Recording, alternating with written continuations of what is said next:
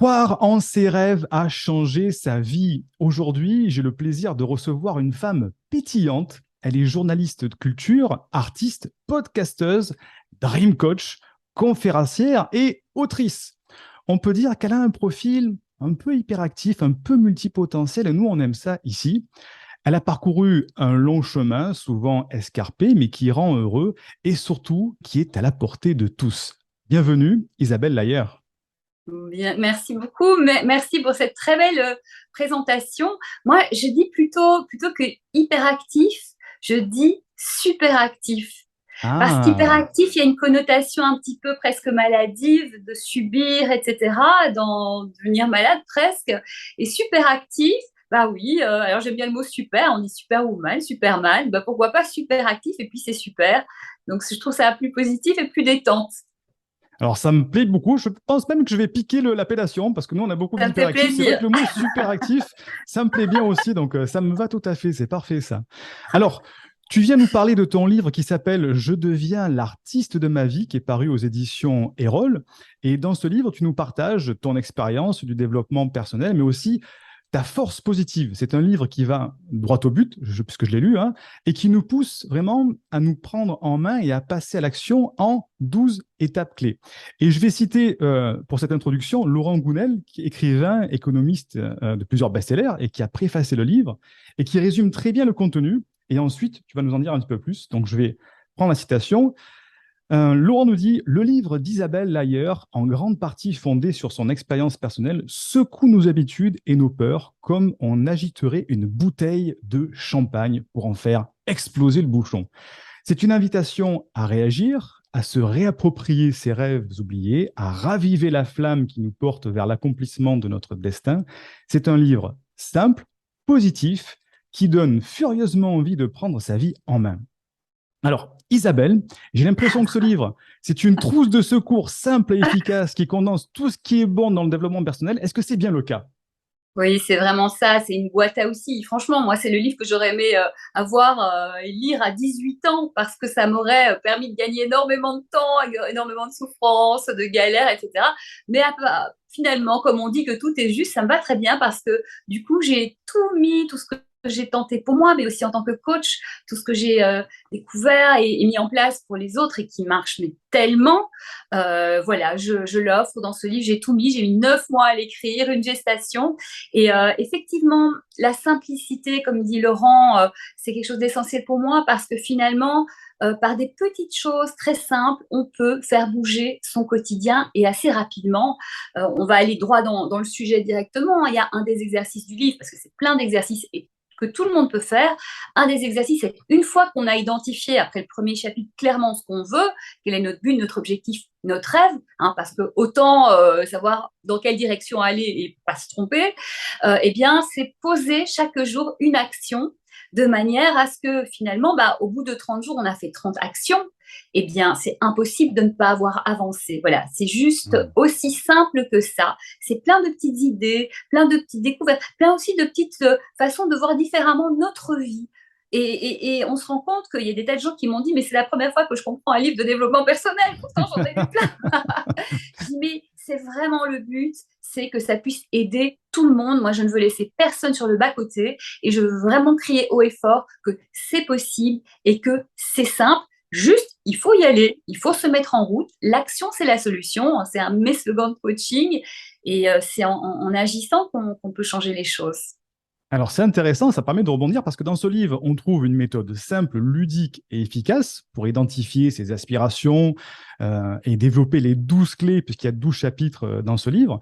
L'idée que tu défends, c'est que croire en soi et en ses rêves rend tout possible et nous offre les clés de notre propre bonheur. Alors, je vais un petit peu te titiller par rapport à ça, mais c'est pour te permettre de mieux nous expliquer le concept.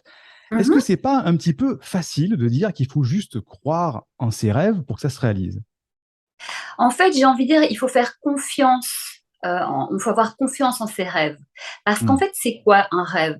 Un rêve, c'est la clé. de notre âme et de notre cœur qui nous disent ce qui est caché en nous, parce que l'éducation, la culture, les parents qui veulent souvent bien faire, il y a plein de choses qui nous amènent à être formatés, entrer dans une sorte de moule. Il faut avoir un CDI, se marier, faire des enfants, prendre un emprunt, avoir le chien, etc.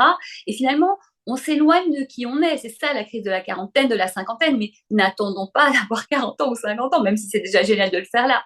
Et donc finalement, nos rêves sont des clés de ce qui est caché en nous, ce qu'on a mis en dessous de toutes ces couches qu'on nous a mises par-dessus qui ne nous appartiennent pas. Et donc finalement, c'est la voie la plus simple et la plus directe pour accéder à ce pourquoi on est fait finalement. Donc finalement, c'est assez génial de se dire que c'est pas si loin. Après, tout le monde n'a pas accès aussi facilement à ses rêves que ça, parce qu'il y a toutes ces croyances justement qui ferment des portes. C'est pour ça que le premier chapitre, il est vraiment, on va farfouiller, on cherche, on titille notre passé, nos expériences précédentes, on va aller rechercher plein de petites graines qu'on va faire germer et qui, a priori, à la fin du chapitre, vont permettre de nous voir déjà beaucoup plus clair, voire carrément clair sur ce que je veux aujourd'hui, ici, maintenant, qui sera peut-être différent dans 4 ans, parce qu'on aura changé, on aura évolué, on aura d'autres envies et d'autres besoins. Donc, les rêves sont vraiment une clé. Et c'est pour ça que j'adore aussi dire croire en soi et en ses rêves. Je sais que croire en soi, la confiance en soi, c'est difficile à appréhender. C'est pour ça que finalement, croire en ses rêves, ça permet de ne pas se dire oui, je dois avoir confiance en moi, parce que qui a confiance en lui 7 jours sur 7, 24 heures sur 24, Même Barack Obama, on va dire lui-même, il y a des moments où il doute, où il ne sait pas. C'est normal parce qu'on est des êtres humains et un non-être humain n'existe pas, ou alors il faut me le présenter parce que je ne l'ai pas encore rencontré. Donc, c'est normal d'avoir des doutes. Et si on plaque la confiance en soi qui est super, mais il y a des gens pour qui ça fait peur ou qui ne se sentent pas là-dedans en cohérence avec ça parce que voilà, c'est pas ça qui décrypte en eux. Et bien c'est pour ça aussi que les rêves sont un allié. Parce que c'est pas grave, la confiance en moi, je vais la mettre de côté. Je vais avoir confiance en la vie et confiance en mes rêves parce que eux, ils sont là pour m'aider. C'est intéressant de prendre justement les rêves comme une sorte de clé pour accéder à quelque chose de plus profond et justement aller gratter un petit peu cette introspection. Donc ça, c'est intéressant. Oui. Pourquoi c'est essentiel de comprendre et d'appliquer les concepts du développement personnel? Parce que là, on parle vraiment de concepts de développement personnel. Aujourd'hui, le développement personnel est un petit peu, on va dire, entre guillemets, arrivé à maturité en francophonie, enfin, notamment en France et en Europe. Pourquoi c'est essentiel de comprendre et d'appliquer ça aujourd'hui? Le développement personnel, franchement, on met beaucoup de choses là-dedans. Donc, il y a à boire et à manger, il y a des choses bien, il y a des choses pas intéressantes, et puis il y a des choses qui sont intéressantes pour les uns et pas pour les autres, et inversement, parce qu'on est tous différents. Moi, franchement, le développement personnel, avec mes rêves, ça a aussi changé ma vie. J'en ai lu des dizaines, des centaines de livres. Et dans chaque livre, finalement, j'ai essayé de piocher une idée. Alors, il y a rarement des exercices, donc je l'ai créé moi-même. Donc, finalement, le développement personnel, c'est pas quelque chose qui vient comme ça par hasard. C'est tout ce qui a permis d'aider les gens, qui a été récupéré, et finalement, on y a trouvé des points communs. C'est quoi les points communs? Déjà, c'est la pensée positive. Moi, petite, je n'étais pas plus positive que quelqu'un d'autre. Simplement, à force de lire, de comprendre, j'ai compris, avoir des pensées négatives, ça nous plombe sur soi, sur le monde, de remplacer ces pensées négatives par des pensées positives. J'ai fait ce travail-là. Ça m'a mis quelques temps, et au fur et à mesure, je suis devenue la personne la plus positive que tout mon entourage connaît et que moi je connaisse. Donc finalement, tout ça, il y a des tas d'idées qui ont été réunies dans on va dire, dans un groupe qu'on a appelé développement personnel, une mouvance, et il y a plein de choses formidables. Donc voilà. Et la loi de l'attraction, pareil. Moi, quand j'ai découvert la loi de l'attraction qui dit que on émet une énergie et que cette énergie nous vient en retour, c'est-à-dire que pareil, avec des pensées et des croyances positives, le positif nous revient, et des croyances négatives, le négatif nous revient. Quand j'ai lu ça, j'ai découvert ça, je me suis dit, mais c'est incroyable parce que je la mets déjà en place sans le savoir. Et oui, je l'ai vérifié, ça marche. Donc finalement, c'est tout ce qui marche dans le monde qui a été réuni dans un mouvement qui s'appelle le développement personnel. À nous d'aller piocher ce qui est bon pour nous et ce qui n'est pas bon pour nous. Et en fait, vraiment, il n'y a que nous qui détenons notre vérité. Il y a autant de vérité que de personnes. Et finalement, nous tous, auteurs de développement personnel, on offre des propositions, on propose, et aux personnes de disposer, d'aller piocher ce dont elles ont besoin. Alors, je te remercie de bien avoir redéfini justement ce que c'était que le développement personnel, parce que parfois on le met, comme tu le dis, à toutes les sauces, et ça fait du bien justement de se dire, bah, il y a des choses à prendre, à ne pas prendre, et on a le choix là-dedans d'aller piocher ce dont on a besoin. Mais Euh, c'est je- exactement ce que je dis dans mon livre, à toutes les pages. C'est notre vie, on fait Hmm, ce qu'on veut, et il n'y a aucune personne, aucun penseur, qui que ce soit qui ne sait mieux que nous, qui sait mieux que nous ce qui est bon pour nous. Donc la hmm, première chose à récupérer, c'est notre pouvoir personnel, de tout ce qu'on va nous dire, moi, d'autres et le monde, eh bien, nous, on se connaît et c'est revenir à cette intuition. Il y a tout un travail là-dedans dans le livre, ressentir cette petite voix parce que cette petite voix, ces sensations-là, elles nous disent ça c'est bon pour toi, ça c'est non. Et de là, on arrive aussi, clé numéro 6 essentielle, ce sont les limites. Savoir dire non, mais dire non, ça ne veut pas dire blesser le monde, ça ne veut pas dire se faire des ennemis, parce qu'il faut savoir comment dire non. Et on peut même dire non en disant oui. Je l'explique dans le livre aussi. Très bon teasing, ça c'est bon, ça donne envie d'aller voir ça. Non, je confirme qu'il y a plein d'exercices qui sont très pratico-pratiques. Et nous, on met souvent ça en avant aussi. On adore le côté pratico-pratique. Et c'est bien justement, chaque chapitre, chacune des 12 méthodes, on va dire, des 12 approches, propose un exercice d'application très pratico-pratique. Et ça, c'est ce qui manque beaucoup dans beaucoup de livres de développement personnel, où effectivement, entre guillemets, on blablate sur le développement personnel, mais qu'est-ce qu'on en fait, comment on l'applique? Et là, c'est bien, tu es allé jusqu'au bout de la démarche de proposer une application pratique qui permet justement d'avoir le changement dès le lendemain matin. Peut-être pas le changement, mais en tout cas de faire le Oui, premier pas le lendemain matin. bien sûr, et ça se construit de jour en jour et plus rapidement qu'on ne pense. C'est sûr qu'on peut lire le meilleur livre de développement personnel du monde. Si on le referme et qu'on ne l'implémente pas, on ne l'exerce pas dans notre vie, dans 3 4 mois, on l'a oublié. C'est Mmh. normal, c'est Mmh. humain. C'est ça. Alors justement, ça paraît évident peut-être pour quelqu'un comme toi qui est dans cette activité de coach, d'accompagnement, de développement personnel, mais tu sais que dans le monde, il y a des gens qui sont pas, ils savent même pas que le développement personnel, ça existe. Quels sont les signes ou à partir de quel moment on doit se rendre compte qu'on a besoin de se faire aider ou de lire un bouquin ou d'aller chercher quelque chose dans le développement personnel? À partir de quel moment on se dit, bon sang, là, je ne m'en sors pas. Comment on fait pour quelqu'un qui ne sait pas que ça existe, pour trouver ça? Alors déjà, de ma philosophie, on ne doit rien, on fait ce qu'on veut. Ça, première chose. Deuxième chose, il faut faire la différence entre le psychologue, la psychologie, aller chez un thérapeute et faire un travail de développement personnel. Ce sont Mhm. deux choses qui sont complémentaires, mais on ne va pas y chercher les mêmes choses. Hein. La psychologie, on réfléchit à son passé, on peut se mettre en action aussi, mais on est surtout en train d'essayer de comprendre ce qui est très bien, ce qui est très intéressant. Et je pense que tout le monde devrait aller faire un petit tour au moins une fois dans sa vie sur le divan d'un psy. À côté de ça, le développement personnel, bah, c'est la mise en action. C'est accepter de se dire, OK, il y a quelque chose que j'aimerais changer dans ma vie et j'ai peut-être besoin d'aide ou en tout cas d'idées, de ressources, d'inspiration de l'extérieur. Mhm. Donc, il faut une certaine conscience pour commencer à se dire ça. Donc, il y a des gens alors il y a des gens qui sont très heureux sans développement personnel et c'est génial, hein, c'est pas une obligation pour tout le monde. Mais je pense qu'à partir du moment où on commence à sentir qu'il y a quelque chose qui va pas, ça gratte, il y a une insatisfaction, voire pire, et qu'on ne trouve pas forcément la solution, ben, c'est qu'il faut aller la chercher ailleurs. Et c'est pas une honte ou quoi que ce soit d'aller chercher la solution ailleurs. Hein. Les plus grands entrepreneurs, les plus grandes réussites du monde ne se sont pas faites toutes seules et les personnes ont su aller chercher les ressources dont elles avaient besoin au moment où elles en avaient besoin pour se développer et réussir leurs choses extraordinaires. Donc, faire vœu d'humilité, de se dire, OK, ben, ces ressources-là, il faut que j'aille les chercher ailleurs. Il y en a plein. Ça peut être évidemment des coachs, ça peut être déjà des lectures pour commencer, pour se familiariser.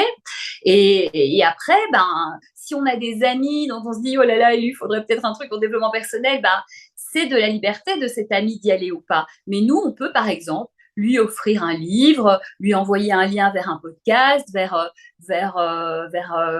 voilà, ton podcast, par exemple, ou une chaîne YouTube, ou lui dire que ça existe. Mais on ne pourra jamais imposer à quelqu'un de faire quelque chose dont il n'a pas envie. De toute façon, ça ne marchera pas. Il en revient de la liberté de chacun. Mais souvent, quelqu'un qui veut aider un ami, etc., souvent, il fait un peu ça par procuration parce que peut-être qu'il y a des choses à faire chez lui aussi. Donc, commençons par balayer devant notre porte, essayons de voir ce qu'on peut faire parce que si nous, on réussit à se développer, à faire des choses magnifiques, les amis autour vont commencer à se poser des questions, dire mais comment tu fais? Moi, il y a plein de fois de gens qui m'ont dit mais ça c'est possible, mais comment tu fais, etc. Donc on prouve que c'est possible et on peut aussi, sans imposer quoi que ce soit aux autres, bah, les inspirer parce qu'on montre que c'est possible. Et ça, c'est beau Hmm. aussi. Ah, tu fais bien de le dire justement qu'il faut parfois mettre un petit peu son ego de côté et oser demander de l'aide parce que parfois on n'y pense pas et puis on se dit non mais ça va, je vais y arriver, je vais passer par-dessus, je vais être résilient et puis des fois on a besoin de trouver des solutions à l'extérieur, donc merci de le dire. Bah, Euh, le coup de qu'est- l'ego, pardon, j'y reviens, mais alors moi je viens de Belgique, c'est plus simple. L'ego, ah bah on s'en oui, fout un ouais. peu, on rigole, et c'est pas grave, Ça on a le c'est droit de se bien ça, planter, ouais. etc. Ouais, ça aide beaucoup. Franchement, on a peur de perdre la face, ok, mais franchement, les gens, je l'explique vraiment, il y a aussi tout un chapitre là-dessus sur le regard des autres dans le livre. Euh, ok, on va vivre notre vie, on va passer à côté de choses essentielles de notre vie parce que peut-être que les gens diront quelque chose de nous. Alors, imaginons qu'ils disent quelque chose de nous.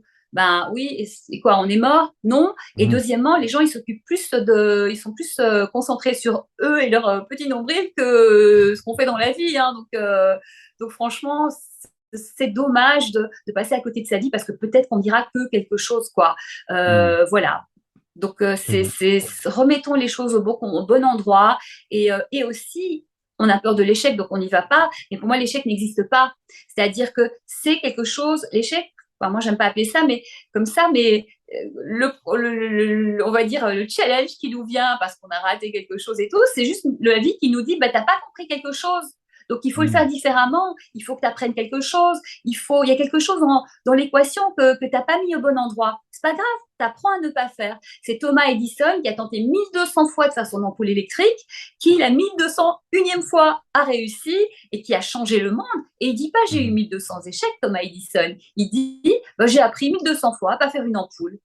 And so what? Il n'est pas mort 1200 fois, hein. Il a appris. Donc c'est aussi se détendre par rapport à cette notion d'échec qui finalement empêche les gens de vivre leur vie. On s'en fiche.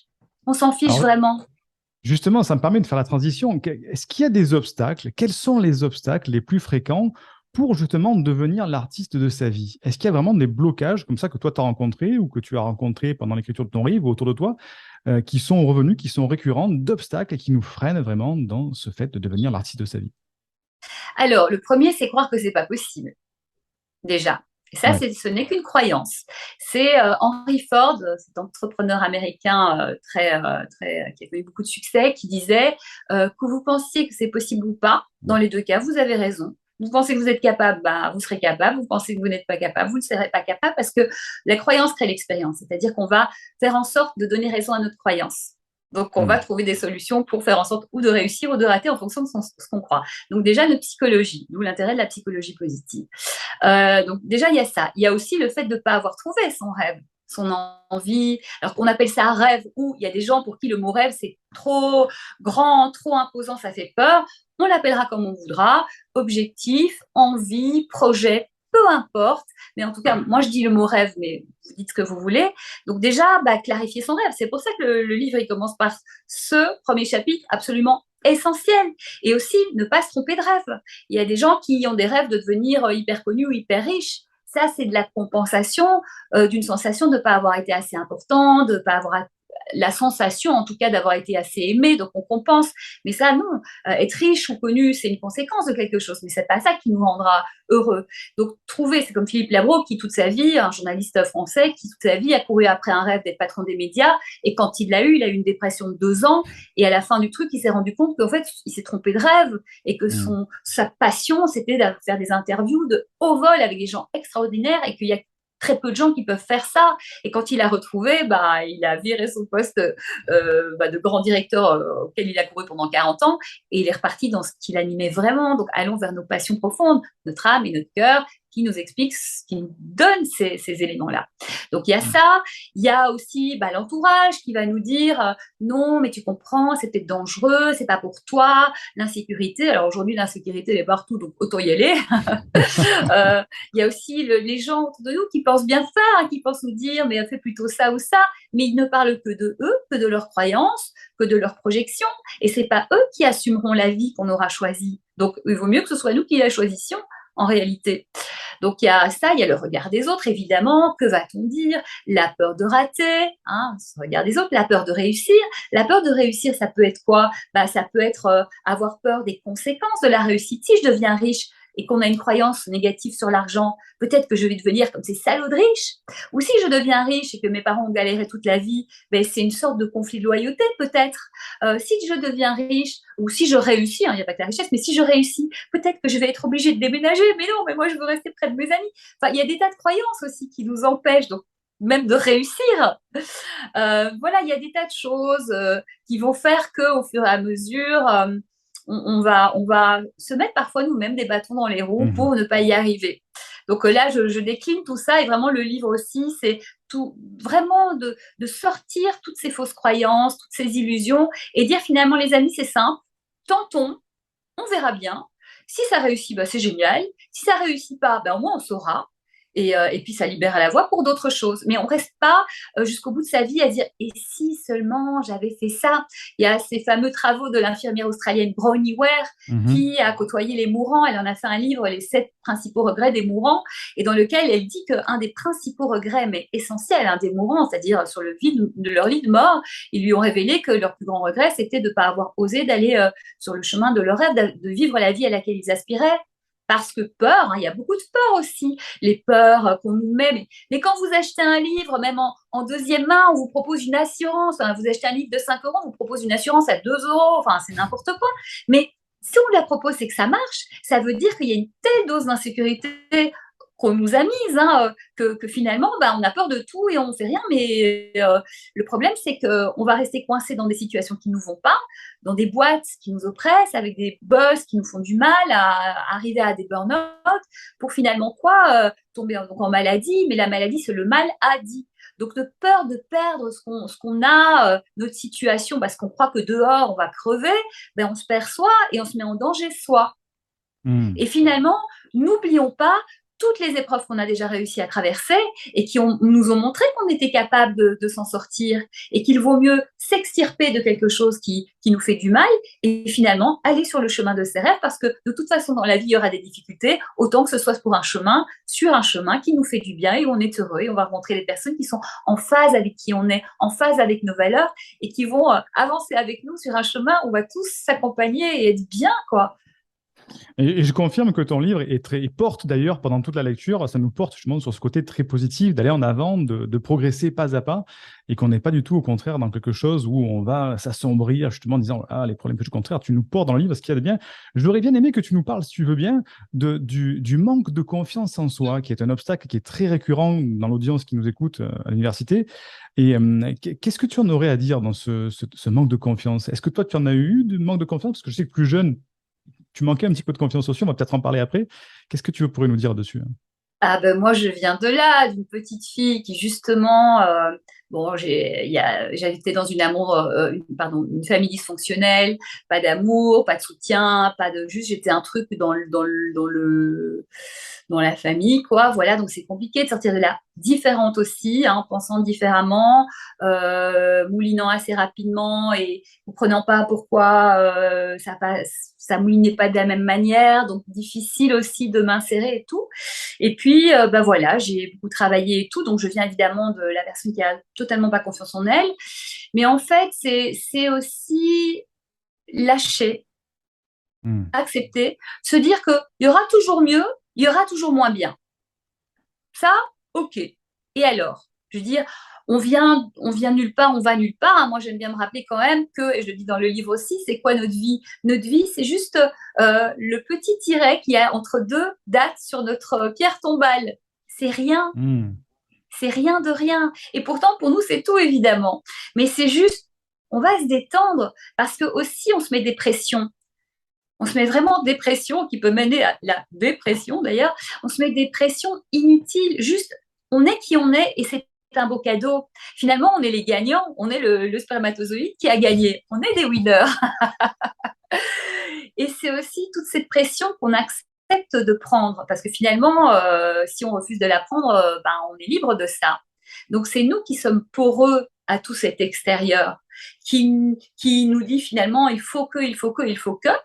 On est aussi dans une société qui nous a beaucoup comparés et c'est pas forcément malveillant de la part de nos parents de nous dire quand on était petit, ils se rendaient pas compte, hein, mais qu'est-ce que les gens vont penser? Ne crie pas, toi, tiens-toi bien, qu'est-ce qu'on va dire de toi? Le regard de l'autre. Tu dois être meilleur à l'école, le meilleur, être le premier. Mais le premier par rapport à qui? Qu'est-ce que ça veut dire être le premier? C'est-à-dire qu'il vaut mieux être le premier d'une classe d'âne que le dernier d'une classe de génie. Mhm. Tout est relatif, ça veut rien dire. Donc revenons à qui on est. Soyons dans la gratitude. Waouh, j'ai une vie, je suis a priori en bonne santé, en tout cas la plupart d'entre nous avons ça. C'est un cadeau immense. Et aussi, j'ai constaté que quand on a des vrais problèmes dans la vie, dans le sens de survie ou de dépassement, de handicap, etc., on n'a pas le temps de se plaindre. On n'a pas le temps de se morfondre et de pleurer sur son sort. Et que Mhm. donc, j'ai constaté qu'il y a deux possibilités dans la vie. Soit on a un rêve, parce qu'on a besoin d'occuper notre esprit, d'avoir une sorte de purpose, comme on dit en anglais, d'un sujet là, un os à ronger. Soit on a un rêve, on le trouve, et c'est ça notre os à ronger. Soit on a besoin de problèmes pour s'occuper, il faut cet os à ronger. Donc, ça va être aussi, on va développer le manque de confiance, on va développer des problèmes d'une manière ou d'une autre. Il y a plein de problèmes. On est très, très créatif pour trouver des problèmes. C'est pour ça que j'encourage et que je pousse sur les rêves. Parce que du coup, les problèmes, les manques de confiance, etc., ils se réduisent parce qu'on a quelque chose de bien plus important que ça. Et donc, Mhm. justement, quelqu'un qui a un rêve, qui est tellement essentiel, mais c'est quelque chose je parle d'essentiel par rapport à notre vie, par rapport à notre passage sur cette planète, quelque chose d'essentiel pour nous, que finalement, le reste n'est pas important et va oublier d'avoir pas confiance en soi. On va oublier d'avoir peur des autres. On va oublier tout ça. Dans le livre aussi, j'explique que les autres, c'est aussi des ressources et que si on les met au bon endroit, eh bien, c'est génial, ils vont nous aider et on va faire plein de choses super avec eux. On va donner, recevoir et créer des belles choses positives. Mais donc, ce que je veux dire par le manque de confiance en ça, en soi, c'est vraiment l'idée de faire un recette, de se dire la gratitude d'être ce qu'on est ici et maintenant parce que demain c'est peut-être fini. Donc arrêtons-nous de prendre la tête. Il y a des gens qui n'ont pas à manger, il y a des gens qui vont mourir dans une seconde. Là, à l'instant où je vous parle, il y a des gens qui ont perdu leurs enfants. Voilà, il y a des choses horribles dans la vie. Donc vraiment, on ne va déjà pas Mhm. faire un comparatif de celui qui souffre le plus. Juste ce qu'on a, merci, c'est super, c'est ma base. Ah Donc oui, on sent. déjà, finalement, le bonheur, c'est vouloir ce que l'on a. Je crois que c'est Mathieu Ricard ou le Dalai Lama qui a dit ça. À partir de cette belle base dont on est en gratitude le matin, de se réveiller, de se dire, je vis dans un endroit, je suis au chaud, j'ai peut-être des choses à faire évoluer, je suis en bonne santé et je peux m'acheter du chocolat. N'oubliez pas que je viens de Belgique. Ok, ma base, elle est là. J'ai envie de la faire évoluer. Eh bien, je vais la faire évoluer. Je trouve mon purpose, je trouve mon rêve et toutes les petites notions qui viendront m'embêter sur oui, t'es pas capable, etc. On les remplace. Et pour les remplacer, qu'est-ce qu'on fait? La nature a horreur du vide. Donc, on va pas dire va-t'en, idée. Mais non, parce qu'il y a une place, elle prend. Donc, ce qu'on va faire, c'est qu'on va se constituer une bibliothèque de souvenirs. Où est-ce qu'on a déjà réussi des choses? Eh bien, moi, j'ai été Mhm. capable de faire ça. Ça, j'ai réussi. J'ai eu une médaille. J'ai fait un truc où j'ai réussi à trouver la bonne réponse à faire alors que j'étais dans une situation difficile. J'ai réussi des examens. J'ai été fière. Eh bien, toute cette bibliothèque-là, dès qu'il y a un point d'interrogation sur est-ce que je suis pas capable ou quoi, on se dit, on vire ça, on dit, hé, j'ai été capable de faire ça. Peut-être que je dois apprendre des choses. Peut-être que je devrais m'y prendre à plusieurs fois pour y arriver. Mais c'est pas grave parce que chaque fois qu'on s'y prend une fois de plus, on apprend, on avance sur le chemin, on se donne les chances et on peut déjà être fier d'avoir osé, d'avoir tenté. Et célébrons aussi chaque petit pas qu'on fait. Merci de donner ces conseils parce qu'effectivement, le manque de confiance en soi, c'est justement parfois ce qui nous paralyse et nous permet pas d'avancer alors que ça serait parfois plus simple de faire le premier pas comme ça. Donc, un grand merci. On va faire quelques petites questions en rafale, donc des questions pour un petit peu mieux te connaître, et après on passera à la deuxième partie de l'interview où on va aller creuser un petit peu qui tu es vraiment. Et donc des questions toutes simples, tu y réponds rapidement, sans trop développer, comme ça c'est un petit peu ludique et on passera à la deuxième partie. Ça te va? Ok. Alors, quelle est la personne ou la chose dans ta vie qui te rend la plus heureuse? C'est toutes les belles initiatives des personnes que je vois au quotidien. Tous ces colibris. que j'aime Hmm. profondément. Et il y en a plein. Oui, on en parlait un petit peu en enregistrement. Pour ceux qui connaissent la métaphore du colibri, chacun apporte sa petite goutte d'eau. Effectivement, je te rejoins dessus, hein. Ouais. Quelle est la personne ou la chose de ta vie qui te fait te sentir la plus aimée, par contre? Euh, mon cœur, en fait, mon cœur, il est tellement plein d'amour que il y en a partout autour de moi et c'est la loi de l'attraction, ça vient, ça part, ça se partage. Et puis c'est le dernier chapitre aussi du livre. Je suis une fournisseuse d'amour officielle, FAO. Ok. Et quelle est la chose dans ta vie qui te passionne le plus? C'est vraiment c'est-à-dire d'ouvrir le champ des possibles, de dépasser mes Hmm. limites, de tenter, d'inventer des choses, de prouver au monde que c'est possible, voilà, d'ouvrir le champ des possibles, de partager ça aussi avec les gens, beaucoup. Hmm. Partager, ouvrir, d'accord. Ouais, Et ouais, ouais. si tu avais des ressources illimitées, qu'est-ce que tu choisirais de faire? Parce elles sont limitées, nos ressources. Je sais pas, Est-ce que chacun ce a ne ses serait pas une limites. croyance? C'est la question justement que je te pose. Moi, j'ai envie de dire que tout est possible. Après, ma ressource non limitée, ma ressource très limitée, malheureusement, c'est le temps. Donc ça, c'est vraiment. Donc si j'avais tout le temps, je ferais encore plus de choses. Mais moi, vraiment, j'ai envie. Tout est croyance. La vérité, on ne sait Hmm. pas en réalité ce qu'elle est, hein. Les travaux de physique quantique nous disent que vraiment, c'est beaucoup plus possible qu'on ne pense. Donc, ok, moi je me dis tout est possible. Et not even the sky is the limit. Il n'y a pas de Ouais, limite. Donc, je y ne a veux pas de pas limite. penser que c'est limité. Et juste le temps, ça c'est. Voilà. Ah, Même ça serait si bien, la ça serait bien. physique quantique nous dit que le temps n'existe pas. Mais ça, j'ai pas encore trouvé la porte. Moi Je la aussi, je veux bien la cherche. clé. Je veux bien la clé aussi pour l'avoir, ça serait bien, c'est Ouais, ouais. intéressant ça. Et qu'est-ce que tu voulais faire quand tu étais enfant? Oh, artiste. Je chantais, je dansais, Artiste. artiste, Ah, artiste, artiste. Ouais. d'accord, ok.